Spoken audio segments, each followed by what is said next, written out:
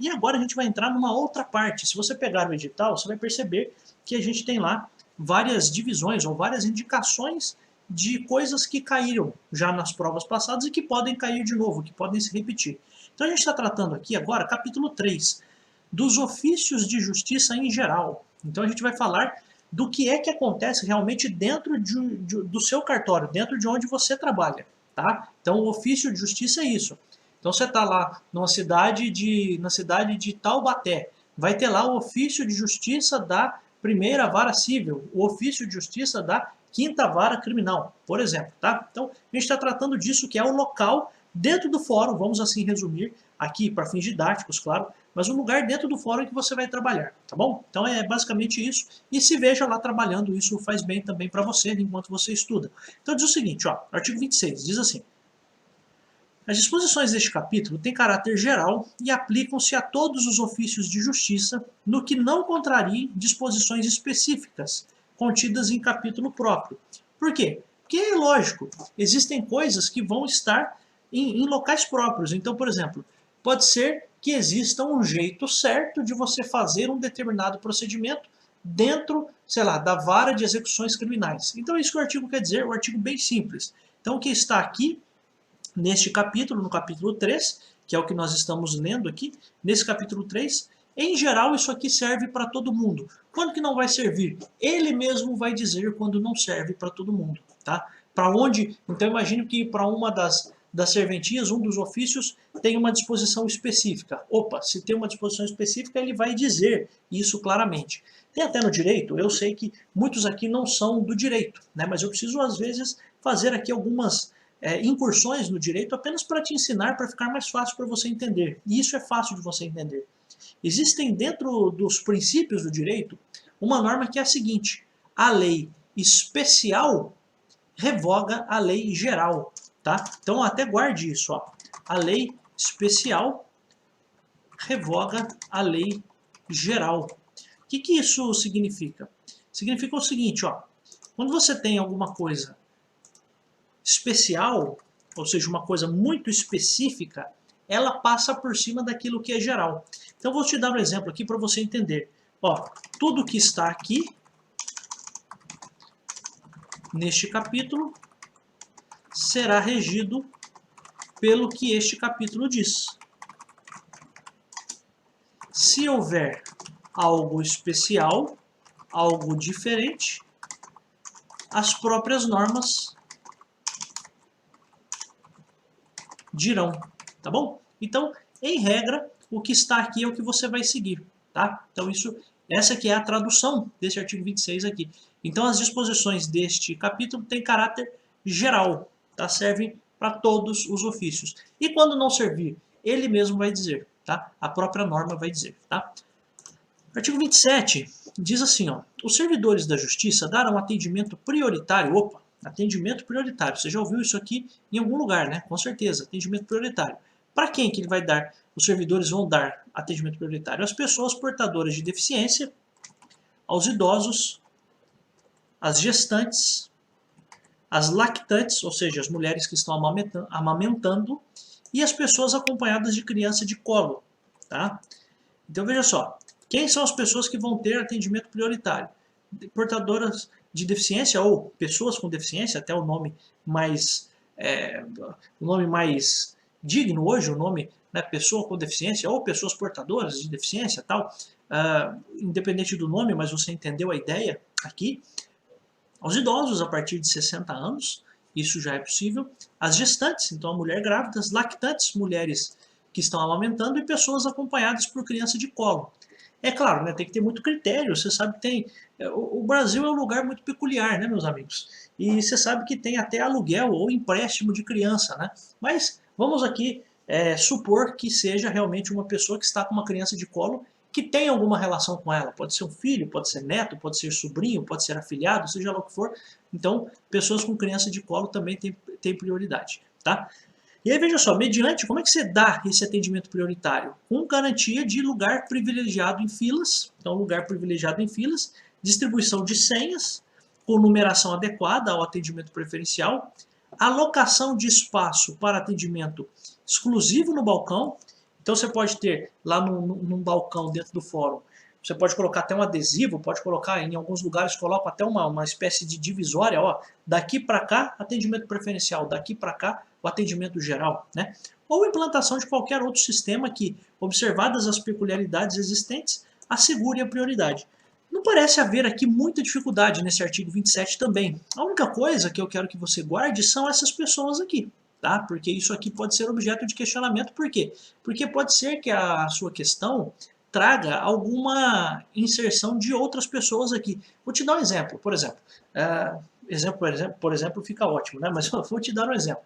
Existem municípios que dão prioridade também para pessoas com autismo, para pessoas gordas, né? Eu estou dando exemplos aqui. Então, aquilo que as normas da corregedoria indicam aqui, para a gente, para o concurso de escrevente, são essas pessoas que vão ter prioridade.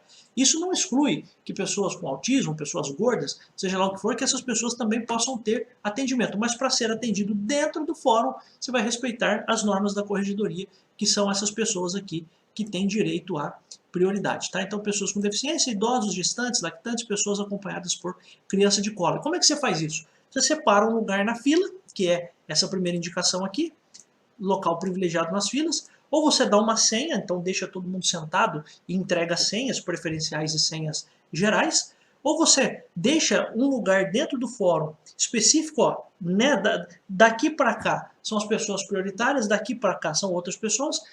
O que as normas da corregedoria aqui querem fazer é dar um leque ampliado de possibilidades de essas pessoas serem atendidas. Tá? Então, a única coisa que poderia ser perguntado aqui para você nesse artigo seriam as pessoas. Realmente me parece que é bem interessante. E também isso aqui, né? A forma como isso vai acontecer. Filas ou senhas ou um local especial de atendimento, tudo isso é possível.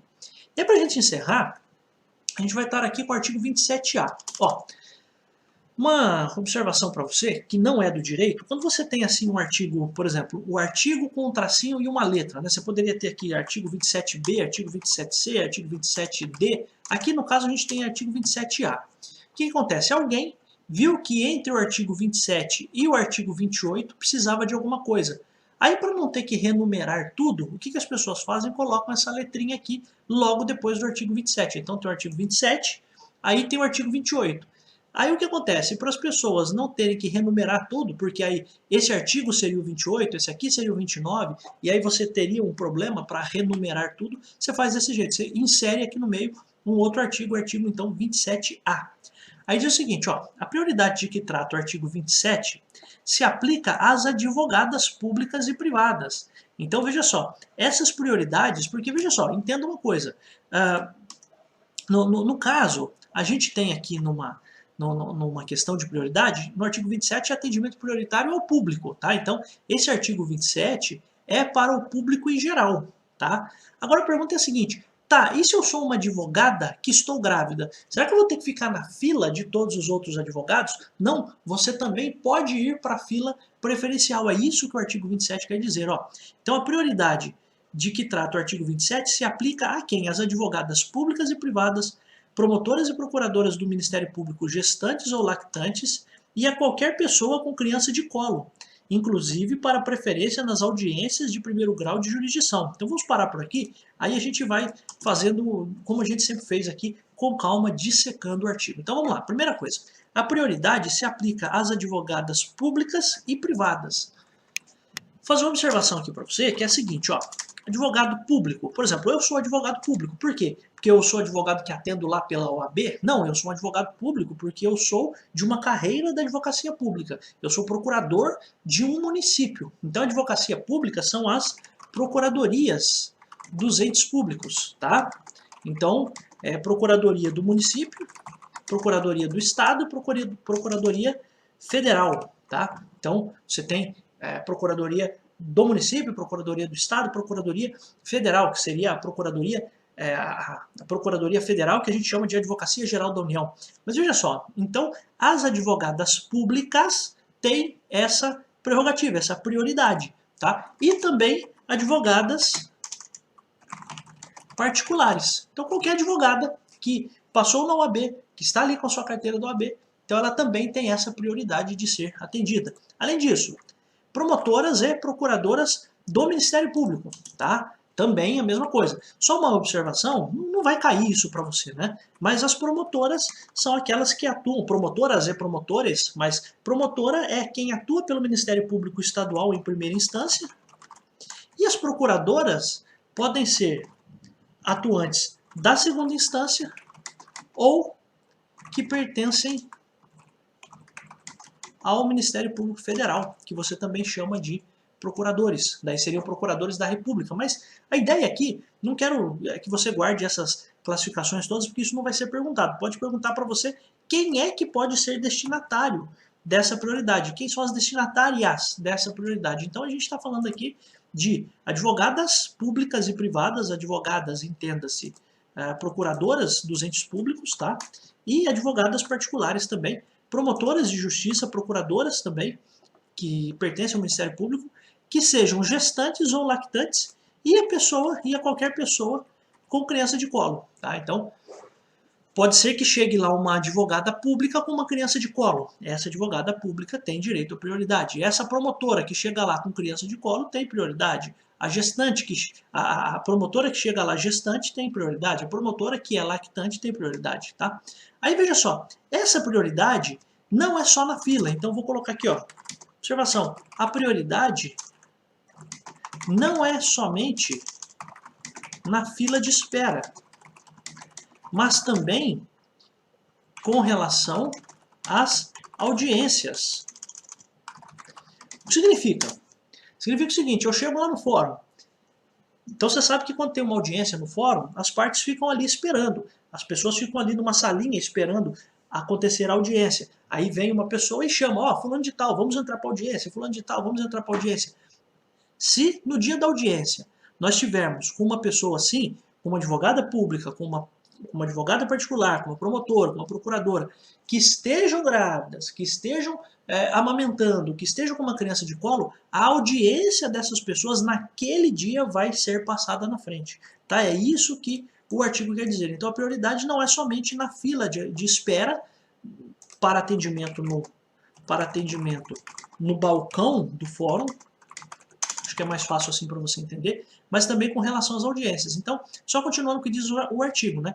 Inclusive na preferência nas audiências de primeiro grau de jurisdição, então audiências de primeiro grau de jurisdição, que é a audiência na primeira instância, a audiência nos fóruns da sua cidade, e nas sessões de julgamento dos colégios recursais. Só para você entender, colégio recursal, por enquanto você não precisa saber disso.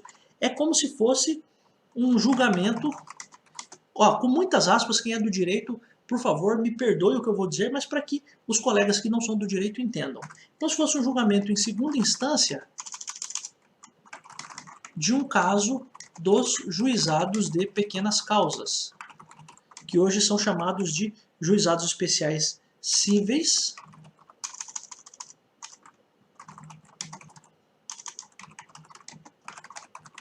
e criminais, tá? Então, claro, quem é do direito, por favor, é lógico que existem algumas diferenciações aqui de ser segunda instância ou não, mas para que os colegas aqui que estão aqui no canal, que não são do direito, entendam.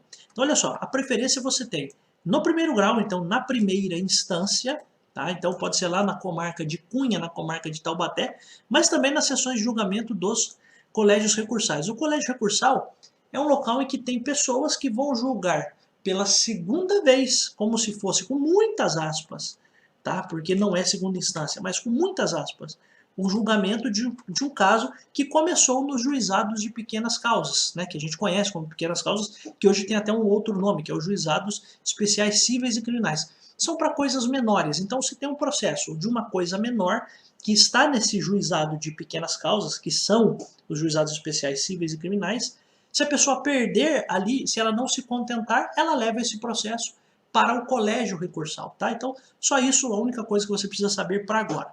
Aí, lógico, desde que haja requerimento prévio, observada a ordem dos requerimentos e respeitados os demais beneficiários da Lei 10.048, que disciplina o atendimento prioritário. A Lei 10.048 fala de atendimentos a pessoas com deficiência, por exemplo. Então, a única coisa que eu quero de última informação para esta aula aqui, para esse vídeo, é o seguinte, ó. Para o caso das audiências, estou traduzindo o artigo, tá? Para o caso das audiências, é necessário que a interessada realize um requerimento, realize um requerimento para ter prioridade. Além disso, a interessada precisará respeitar a ordem de atendimento de pessoa com deficiência, tá? É isso que eu quero que você guarde desses artigos que nós tratamos aqui hoje. Estamos falando aqui dos ofícios de justiça, tá? Então agora vamos para o artigo 28 das normas da corregedoria. Está falando aqui das atribuições. Então o que é atribuição? É o que cada um vai fazer, né? Então olha só, o artigo 28 diz assim: atribuir-se-ão, ou seja, se atribuirão aos ofícios de justiça os serviços inerentes à competência das respectivas varas e da corregedoria permanente. Então veja só, um ponto que eu quero que você entenda aqui é o seguinte, olha só. A vara criminal terá processos criminais. A vara de falências terá processos de falência. Tem até um nome para isso, processos falimentares. A vara de família terá processos de direito de família, tá? Aquilo que o ofício de justiça faz é estar vinculada ao processo daquele juiz. Então, se tem um juiz criminal, o ofício de justiça será uma vara criminal. E lá somente terão processos criminais. Tudo bem? Fica fácil assim, não fica? Ah, mas e se só tiver uma vara, não tiver uma divisão de vara civil e criminal? Nós vamos ver. Mas a ideia principal é a seguinte: a atribuição aos ofícios, ou seja, cada ofício vai ter a competência da vara. O ponto principal que eu preciso que você entenda é o seguinte: a vara é a figura do juiz com a figura da serventia, com a figura dos servidores. E onde que os servidores trabalham? Nos ofícios de justiça. Ofício, se você quiser fazer uma tradução disso, ofício também poderia ser como um escritório, poderia ser como um local em que você vai trabalhar realmente. Então, o local de trabalho, uma oficina, um ofício, né? Então, quando nós falamos que a vara criminal tem servidores, esses servidores trabalham no ofício de justiça. Isso não vai perguntar para você, tá? Isso estou só falando aqui para te dar como exemplo, para que você entenda. E é claro, observação, o juiz criminal da primeira vara de Taubaté é corregedor dos servidores que trabalham no ofício da primeira vara, vou até colocar aqui, vara criminal, tá? Primeira vara criminal de Taubaté, o juiz criminal da primeira vara criminal de Taubaté é o juiz corregedor, vou até completar aqui, ó, é o juiz corregedor dos servidores que trabalham na primeira vara criminal de Taubaté. É isso que eu quero que você entenda, é isso que o artigo quer dizer, tá? Então, o ponto principal aqui é que você entenda isso. Não tem como você ser de um ofício da vara da família estando vinculado a uma vara criminal. Não. Você é do ofício de família porque você está vinculado à vara da família. Esse é um ponto importante. E é claro, você que trabalha na vara da família terá um juiz da família responsável por aquela vara e esse juiz será o corregedor permanente daquela vara. É isso só que o artigo quer dizer.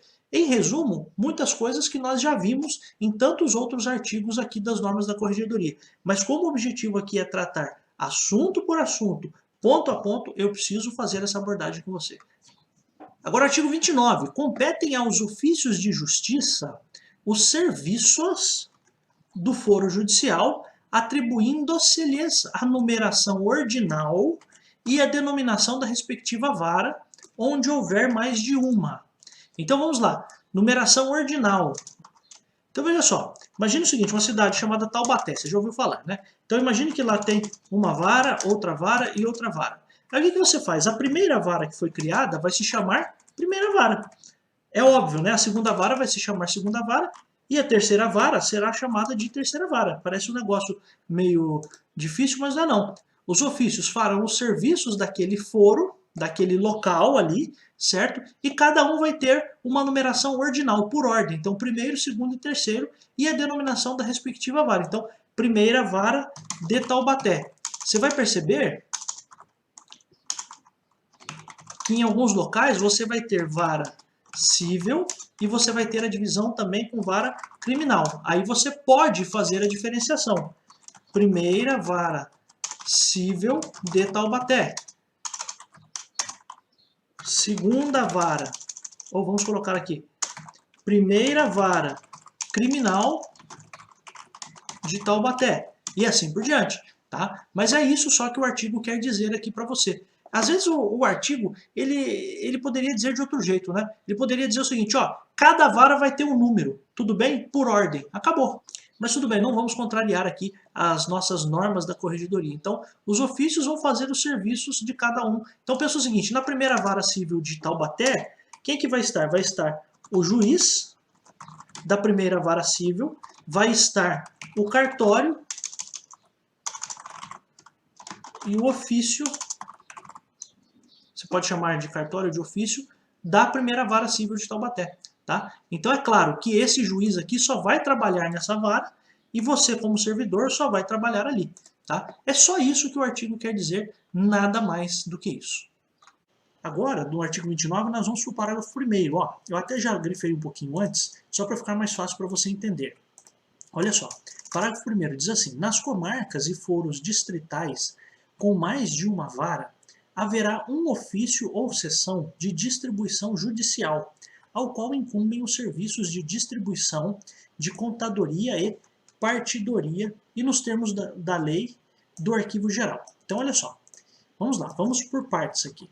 Eu vou falar um negócio que parece óbvio, mas você vai entender o porquê que isso aqui está escrito dessa forma, tá? Então imagine o seguinte, que eu tenho um advogado que vai entrar com uma ação numa cidade.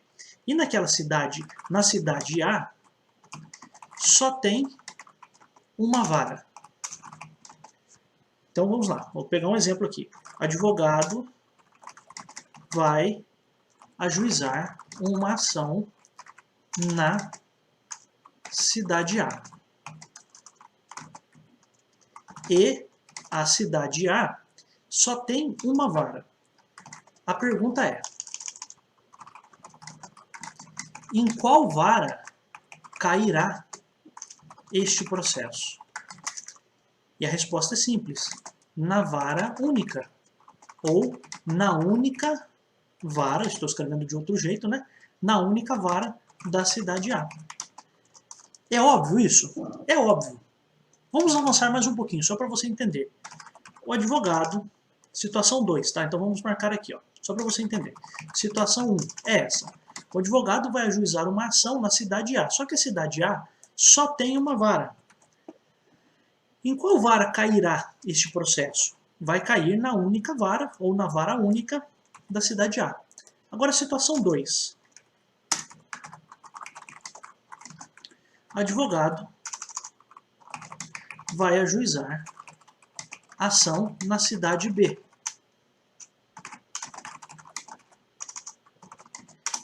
E na cidade B, há duas varas. A pergunta é, em qual vara cairá este processo? E a resposta vai ser, depende. Por que depende? Será feita uma distribuição para que cada vara tenha o mesmo número de processos. Isso significa, por exemplo, se o advogado ajuizar 100 ações, 50 ações irão para cada vara. E quem faz isso? Um cartório ou ofício chamado distribuidor. Entendeu? Então, o ponto principal aqui, que a gente precisa entender, é o seguinte. Quando você tiver mais de uma vara na cidade, na comarca, aí vai ser feita uma distribuição. Então, entram lá 4 processos. Um processo vai para a primeira vara, o outro para a segunda vara, o outro para a primeira vara, o outro para a segunda vara. E assim por diante. Por quê? O que se pretende fazer? Se pretende equilibrar a quantidade de processos que cada uma das varas recebe. Então, na situação 1, só tem uma vara na cidade. Ora, se só tem uma vara na cidade, para onde vai cair o processo? É claro que vai cair na vara única, na única vara da cidade. Agora, na situação 2, tem 2 varas. Em qual vara vai cair? Depende. Pode ser que caia na primeira ou pode ser que caia na segunda. Aí, se tiver 3 varas, pode ser que caia na primeira, ou na segunda, ou na terceira, e assim por diante. Então, o que eu preciso que você entenda? Antes de a gente voltar para o artigo, para o parágrafo lá do artigo 29, eu quero que você entenda isso. Se só tem uma vara, é claro que o processo só vai ficar lá, porque não tem outra vara para onde ir. Agora, se tem 2 varas, pelo menos, aí vai existir dentro do fórum um local chamado distribuidor, e lá o advogado vai protocolar e o pessoal do cartório distribuidor vai verificar o seguinte: bom, agora é a vez do processo ir para a primeira vara, então vamos mandar para a primeira vara. Agora é a vez de ir para a segunda vara, manda para a segunda vara. E é assim, é um sorteio, tá? Então isso é importante. Então vamos voltar aqui, ó. Nas comarcas e foros distritais com mais de uma vara, haverá um ofício ou sessão de distribuição judicial. Então, para que serve o distribuidor? Serve aqui, ó, quando há 2 varas. Então, será feita uma distribuição. Então, dentro do fórum, se você fosse olhar um fórum dessa cidade B, você ia encontrar 3 coisas. Você ia encontrar a primeira vara, uma salinha lá escrito primeira vara, uma outra salinha escrito segunda vara, e um terceiro local chamado distribuidor. É no distribuidor que o advogado vai, protocola a petição dele e o distribuidor vai distribuir. Ó, que nome original, né? Ele vai pegar aquilo e vai, ora mandar para a primeira vara um processo, ora vai mandar para a segunda vara um processo, tá? E é o cartório distribuidor que tem algumas atribuições. Olha as atribuições do cartório distribuidor. São 4 atribuições: distribuição, contadoria, partidoria e arquivo. Então, olha só, vamos colocar aqui. Vamos fazer um texto aqui para ficar mais fácil isso. Ó. Se houver mais de uma vara, os processos irão para o distribuidor, ou também chamado de cartório distribuidor, ou chamado também de ofício distribuidor. É no distribuidor que estão também outras 4 funções. Olha só, a distribuição dos processos, né? Então vamos lá. Distribuição, contadoria. O que é contadoria? Fazer contas, né? Então tem processos que você precisa fazer cálculos, etc. Pode ser concentrado no distribuidor essa contadoria. A partidoria. O que é partidoria? Por exemplo, você vai pegar um processo em que tem que ser feita a partilha. Então, é ali que é feita a partilha, é feito o cálculo para ser feita a partilha de alguma coisa, tá? Além disso, o arquivo geral.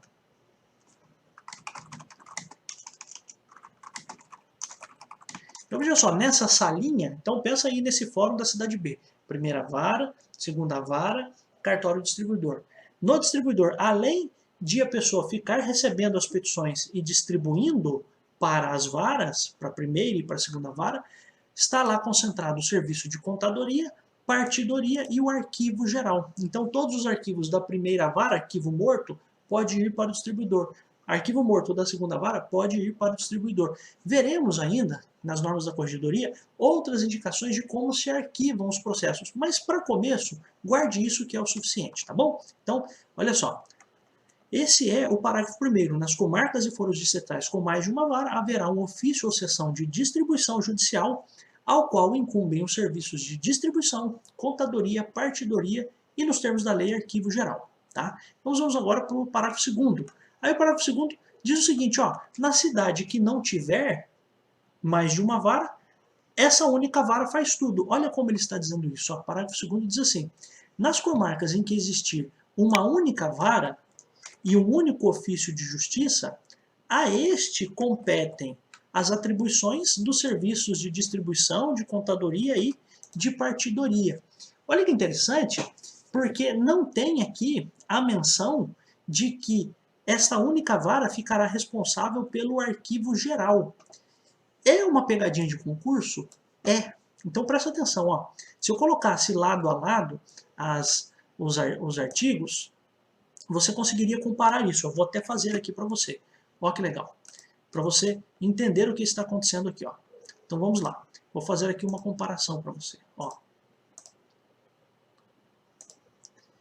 Então o parágrafo 1º diz assim, nas comarcas, parará, parará, olha as atribuições, como estão diferentes aqui. Vou até tirar essa linha aqui, fica mais fácil. Ó.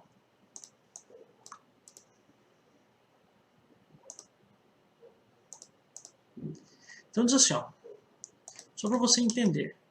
Olha que louco. No parágrafo 1º, quando houver mais de uma vara, o distribuidor vai fazer contadoria, partidoria e arquivo... distribuição, contadoria, partidoria e arquivo geral.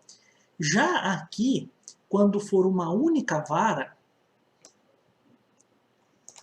olha os serviços, distribuição, contadoria e partidoria.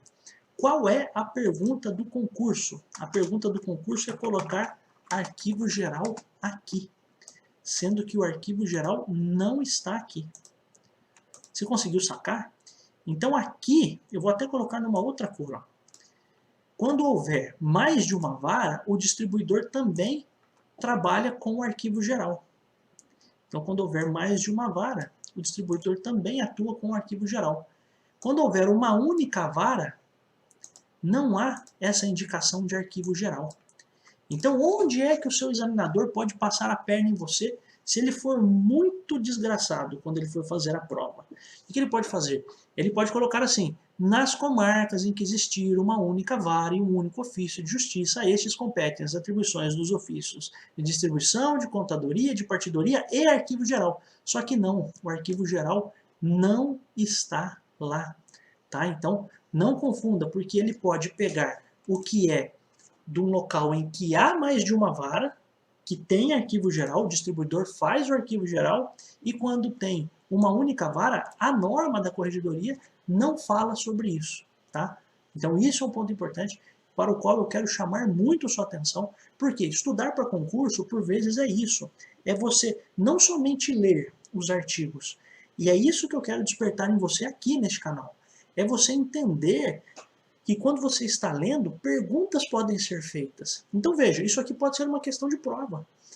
Simplesmente você entender as diferenças, quando que existe um cartório distribuidor onde há, portanto, mais de uma vara, e o que esse cartório distribuidor faz. Por quê? Porque se houver mais de uma vara e houver um cartório distribuidor, lá no distribuidor fica também o arquivo geral. Já no caso de haver uma única vara, a norma da corregedoria não indica que a função ali daquela vara é fazer o arquivo geral.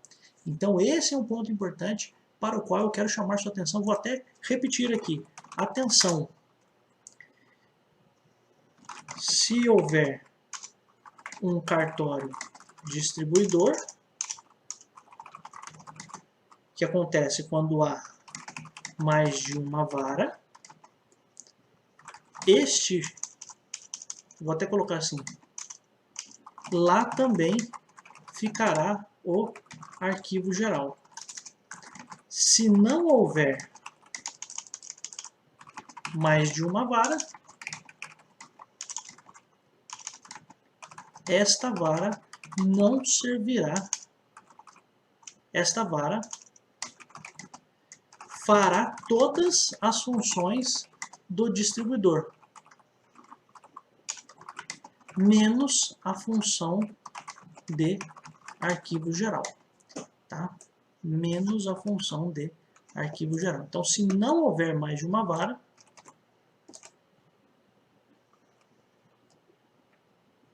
eu vou até refazer, ou seja, se houver vara única, vamos colocar assim, é melhor. Se houver vara única, esta vara fará todas as funções do distribuidor, menos a função de arquivo geral. Estudar é isso, amigos. Estudar é você olhar o artigo e tentar entender onde que o seu examinador pode passar a perna em você. Esta é uma possível questão de prova. Se eu fosse examinador, eu faria essa pergunta na prova.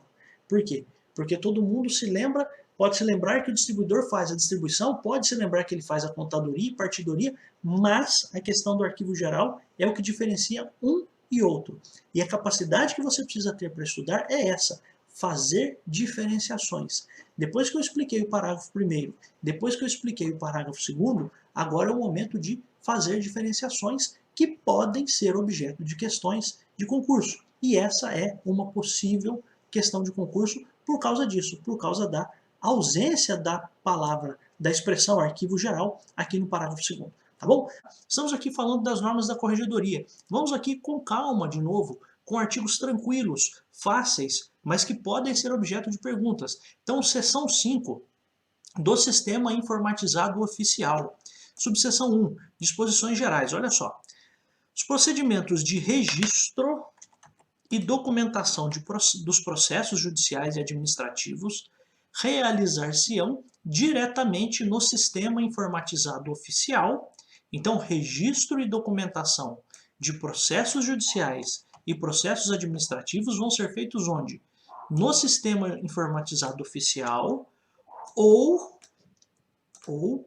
em livros e classificadores. A gente até já falou numa outra aula sobre o que são esses classificadores. Então, só para que você entenda, o registro e a documentação de processos, sejam processos judiciais, processos que têm advogado, que têm partes, ou processos administrativos, porventura processos disciplinares contra os servidores, tudo isso vai estar em um desses dois lugares, ou no sistema informatizado, ou em livros e classificadores, tá? Conforme a disciplina destas normas de serviço. Então, olha só, para que servem, e essa é a pergunta, para que servem o registro e documentação? Para que servem? Eles servem para duas coisas, para preservar a memória de dados extraídos dos feitos e da respectiva movimentação processual. O que significa isso? Esses registros são uma forma de preservação do histórico do processo, tá? Então, a tradução seria basicamente essa. Então, registro e documentação dos processos judiciais e administrativos, eles destinam-se. Qual é a finalidade? Para que eles servem? Para preservar o histórico do processo. Então, está escrito aqui a preservação da memória de dados extraídos dos feitos e da respectiva movimentação processual. O que significa? Eu quero saber quando é que foi juntada tal petição. Onde você vai buscar essa informação? Nesses registros aqui, que podem estar no sistema informatizado ou podem estar nos livros e classificadores. Tá? Então essa é uma questão importante. Inciso segundo também destinam-se, né, no inciso segundo, ao controle de processos, de modo a garantir a segurança, assegurar a pronta localização física, verificar o andamento e permitir a elaboração de estatísticas e outros instrumentos de aprimoramento jurisdicional.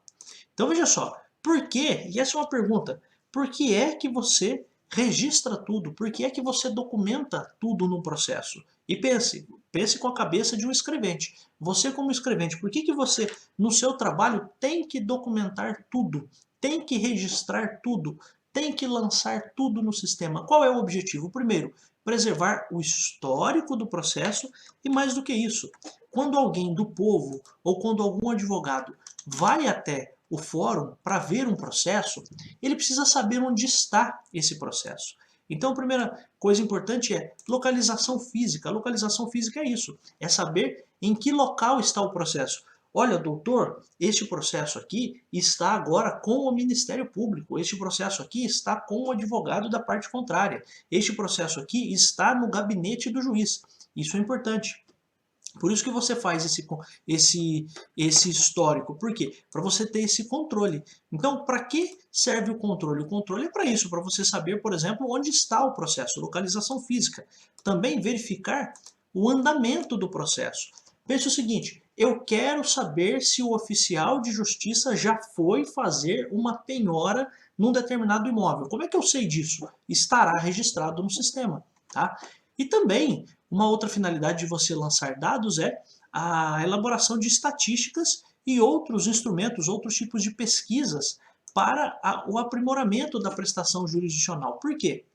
Imagine que várias pessoas começam a não ter advogados nos processos. Imagine que começa a ter um número muito grande de pessoas que comparecem ao fórum porque elas não têm condições de pagar por um advogado e elas, por vezes, não sabem que primeiro é necessário comparecer na Defensoria Pública ou não sabem que é necessário ir até a OAB nas cidades em que não há Defensoria Pública.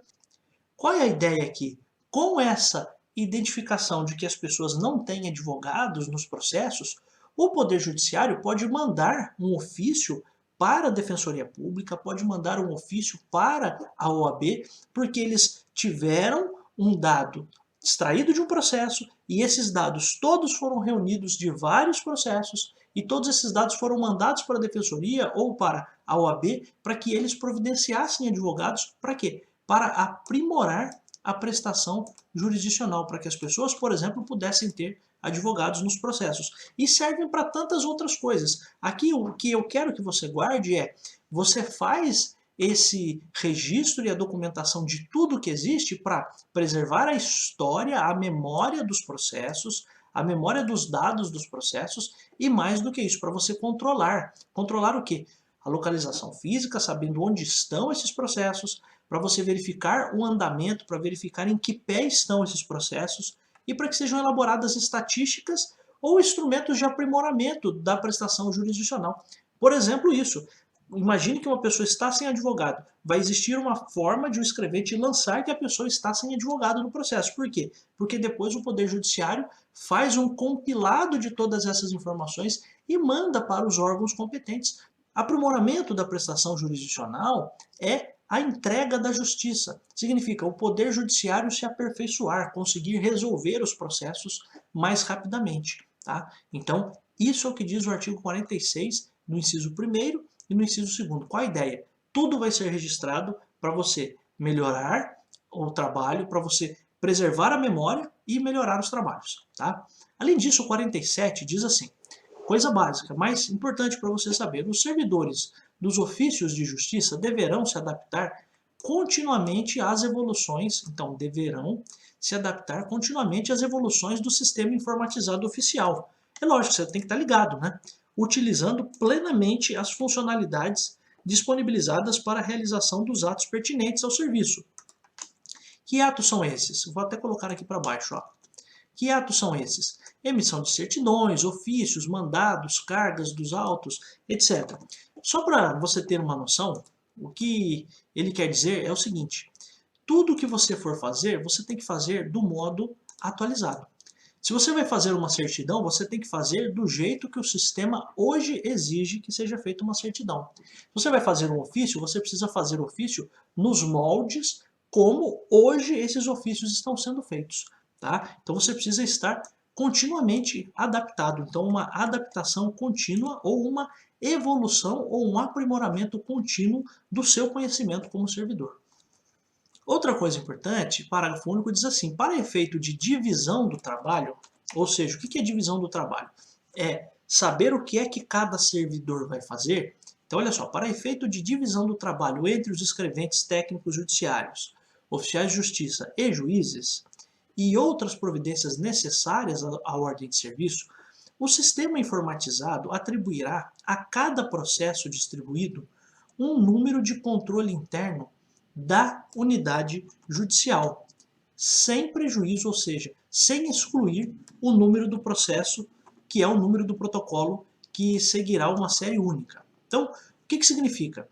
O processo em si, ele tem um número. Então, todos os processos têm um número. Vou te dar um exemplo aqui, tá? Então, vamos supor, eu sou advogado e vou fazer lá um pedido de pensão alimentícia. Eu vou lá no fórum, você já aprendeu no vídeo passado, que se tiver mais de uma vara, é necessário que eu leve isso ao cartório distribuidor. Você lembra disso? Porque daí o cartório distribuidor vai mandar um processo para a primeira vara, o outro processo para a segunda. Um processo para a primeira vara, o outro para a segunda. E aí, pense o seguinte, que o meu processo caiu na segunda vara civil de Taubaté. E o número do processo é 00042.2021.8.26.0625. Tá? Esse número de processo eu acho que não existe, tá? O que acontece? Depois você até vai ter noção de que existe uma numeração unificada dos processos. E, por exemplo, isso aqui, o 2021 é o ano, né? Esse 0625 é o código da cidade. Então, cada processo, esse aqui é o próprio número do processo. Mas veja, isso aqui você não precisa aprender agora. Estou só te dizendo o seguinte, que o número do processo em si é esse aqui. Só que veja só, lá na segunda vara, civil de Taubaté, este processo terá um outro número. Ou eu vou colocar melhor. Lá na vara civil de Taubaté, este processo terá mais um número, que é um número de controle. Então pode ser que este processo lá seja um número 5 de 2021, ou seja, é o quinto processo do ano de 2021 que entrou na segunda vara civil de Taubaté. É basicamente isso. Por isso que, por vezes, você olha para um processo e ele tem lá duas numerações. Quer ver? Eu vou pegar para você, só um segundo. Ó, eu vou colocar aqui para você um exemplo, tá? Para você entender. Então pensa o seguinte, ó. Esse aqui, só para você ter uma ideia, isso aqui é um processo que realmente existe, tá? Então veja só. Aqui, esse número aqui que eu estou mostrando, que eu estou com o mouse em cima dele, esse aqui é o número do processo. Esse aqui é a numeração única do processo. Então é a mesma coisa aqui, ó. Esse é o número do processo, ó. É que aqui o final é diferente porque é uma cidade diferente. Mas se você perceber, ele é um número maior e tem no final aqui 826 e tem um outro código aqui. Esse 0563 é o código da cidade, da comarca de São Bento do Sapucaí. Mas entenda, ó, o que eu quero dizer? Estou dizendo tudo isso para dizer o que eu vou dizer agora. Ó. Isso aqui é o número do processo. Mas além disso, preste atenção que existe aqui um número de controle. Ó. 2020, que é o ano, e aqui, ó, 236. Sabe o que isso significa? Que na vara de São Bento do Sapucaí, lá é uma vara única. Então lá, até está escrito aqui, vara única, né? Mas veja só, lá, o que acontece? Esse é o processo de número 236 que entrou naquela vara. Então por isso que existe aqui a indicação que é a seguinte, para o efeito de divisão do trabalho, o que você vai fazer? Você vai ter um número de controle interno da unidade judicial. Qual é esse número? Esse número aqui, ó, controle. Poderia até chamar controle interno no sistema lá, mas ele chama controle. Ó. Controle. Então esse aqui é o número de controle. E além disso, sem prejuízo do número do processo, número do protocolo que seguirá a série única. Ó. Então esse aqui é o número do protocolo. Então se você fosse perguntado, isso, eu acho improvável que se pergunte isso num concurso, eu acho até desonesto que se pergunte isso, porque isso é uma coisa muito específica, tá? Mas aqui, só para fazer o apontamento aqui para você, ó. Esse aqui é o número do processo, tá? E esse aqui, opa, e esse aqui é o número do controle. Isso que nós estamos vendo aqui é a concretização do artigo 47, parágrafo único das normas da corregedoria. Portanto, veja só, esse aqui, essa setinha é do número do processo e essa setinha aqui é o número do controle. O que o artigo ali quer dizer, o que o parágrafo ali quer dizer é isso. Você vai ter dois números, um número do processo, um numerão grande do processo, que é esse número aqui, certo? E um número menor, que é o número que esse processo recebe dentro da vara. É só isso, tá bom? Então, é claro, para o advogado, quando o advogado vai consultar o processo, ele vai pedir esse número aqui. Por quê? Porque esse número aqui é o que ele já sabe, ele já recebeu esse número. Você que está trabalhando lá dentro, pode ser que o seu chefe chame você e diga o seguinte, ó, fulano, escuta aqui, e o processo 236 de 2020 você já viu? Então, para o advogado, claro, é o mesmo processo, mas o advogado geralmente vê por esse número aqui. O cara que trabalha no fórum, ele vai ver por esse número aqui. Ah, esse aqui, você já fez o processo 236 de 2020? Então, essa é a concretização desse artigo aqui, parágrafo único, tá bom? Então, é basicamente isso que eu queria trazer para você. Só para finalizarmos, iniciada a operação do SAGE-PG, de utilização obrigatória pelas varas de ofícios de justiça, serão excluídos todos os programas eventualmente em uso. Então, vamos lá. Primeira coisa, o que significa SAGE-PG? Significa Sistema de Automação Judicial do Primeiro Grau. Então, iniciada a operação do Sistema de Automação Judicial do Primeiro Grau, de utilização obrigatória pelas varas e ofícios de justiça, serão excluídos todos os programas eventualmente em uso. Então, começou a usar esse sistema, você deixa de lado todos os outros sistemas. Eu não tenho conhecimento se hoje ainda existe algum lugar no estado de São Paulo em que já não foi iniciada a operação do SAGE-PG, tá? Mas essa é uma observação importante. Se você começou a usar o SAGE-PG, significa, isso pode ser uma questão de prova, que você não pode usar nenhum outro sistema que não seja este sistema SAGE-PG, Sistema de Automação Judicial do Primeiro Grau. Tá bom, meus amigos? Artigo 49, da segurança do sistema. Coisas aqui até relativamente fáceis e uma que tem cara de concurso, hein? Ó, deixa eu falar para você. Vamos lá. Artigo 49. Os níveis de acesso às informações e o respectivo credenciamento, senha dos funcionários para a operação do SAGE-PG serão estabelecidos em expediente interno pela Corregedoria Geral de Justiça com a participação da STI, Secretaria de Tecnologia da Informação. Vamos lá. Então, a primeira coisa, os níveis de acesso às informações e o respectivo credenciamento. Então, são duas coisas aqui, hein? Vamos lá. Nível de acesso às informações. Por que níveis de acesso às informações? Então, vou colocar como observação aqui. Níveis, vamos lá. Níveis de acesso às informações. Por que ele fala isso?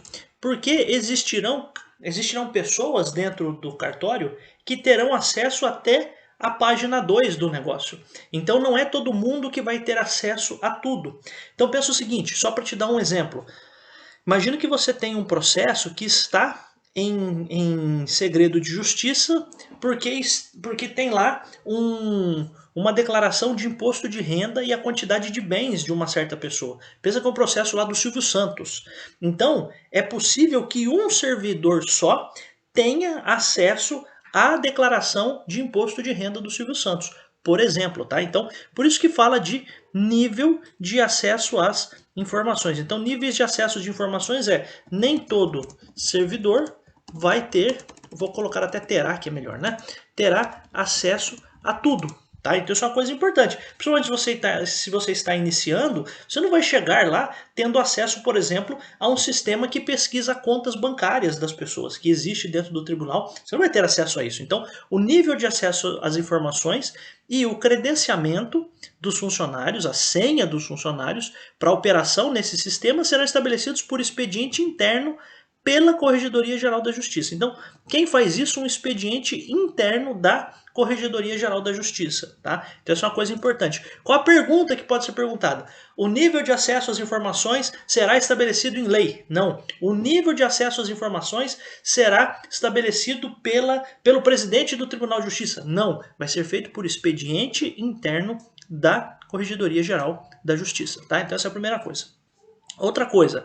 Então, tudo isso vai ser feito pela Corregedoria Geral da Justiça com a participação da Secretaria da Tecnologia da Informação. É uma coisa bem tranquila também de você pegar, tá? Então só a observação importante aqui é o que seriam esses níveis de acesso às informações o fato de o servidor por vezes não ter, principalmente no início, você que vai entrar, se Deus quiser você vai passar, você vai entrar, você não vai ter acesso a tudo no primeiro momento, tá? Olha só, observação importante, hein? Parágrafo 1º. É vedado, é proibido proibido ao funcionário credenciado ceder a respectiva senha ou permitir que outrem, funcionário ou não, use-a para acessar indevidamente o sistema informatizado. Então presta atenção só numa coisa. Essa conduta do artigo, do parágrafo 1º, aliás, do parágrafo 1º do artigo 49, 49 mesmo? 49, também é crime, tá? Então, essa é uma observação importante. Por quê? Porque o funcionário é proibido não só pelo Código Penal, então o Código Penal tem lá um dos artigos 300 e pouquinho, se você olhar aqui tem uma aula em que eu falo só sobre isso. Então, o funcionário é proibido por lei, porque isso é crime, e as normas da corregedoria também o proíbem. Então, é vedado, é proibido ao funcionário credenciado, então você, entregar essa senha para sua mãe, para sua avó, para o seu filho. Ah, sua mulher quer saber o quanto de bens o Silvio Santos tem. Ou sua mulher quer saber quanto a Ana Maria Braga tem na conta. Você vai lá e faz uma pesquisa, né? Então, pensa aí, não dá para fazer isso, né? Então, é proibido, é vedado ceder a respectiva senha ou permitir que outra pessoa, funcionário ou não, use-a para acessar indevidamente o sistema informatizado. Então, é uma questão importante, também é proibido, portanto, que você empreste a senha. É óbvio isso, mas isso precisa ser dito, tá? Aí, só para a gente finalizar aqui essa nossa experiência, senha minha cara, seguinte, ó. Parágrafo 2º. Os escrivães judiciais comunicarão prontamente à STI, à Secretaria de Tecnologia da Informação, as alterações no quadro funcional da unidade para o processamento da revogação do quê? Das senhas ou de um novo credenciamento. O que significa? O escrivão judicial vai fazer constantemente, de tempos em tempos, uma comunicação para a Secretaria de Tecnologia das Informações, dizendo o seguinte, ó, esse mês aqui vamos ter novas pessoas, o João, a Maria e o Pedro, essas pessoas entraram e elas precisam de senha, tá? Ó, e uma coisa a mais, saíram 5 pessoas, essas 5 pessoas aqui, eu preciso que vocês revoguem essa senha, cancelem a utilidade dessa senha, exatamente para evitar que essas pessoas entrem nesse sistema de outros lugares. Não sei se você sabe, né, mas o Tribunal de Justiça tem implantado, por exemplo, o trabalho remoto, por sistema remoto. Então, veja que coisa louca, né? O cara, sei lá, pede exoneração, daqui a pouco o cara continua com a senha, continua tendo acesso a dados, continua tendo acesso a processos, contas bancárias, quantidade de imóveis que a pessoa tem. Então, isso é um negócio muito problemático, tá bom? Amigos, então o que nós fizemos aqui foi uma leitura rápida, mas detalhada do artigo 49, rápida porque é de fácil compreensão. Pontos aqui para os quais eu chamo sua atenção, né? Primeiro, essa questão dos níveis de acesso às informações, pode ser feita uma pergunta da seguinte forma para você também no concurso.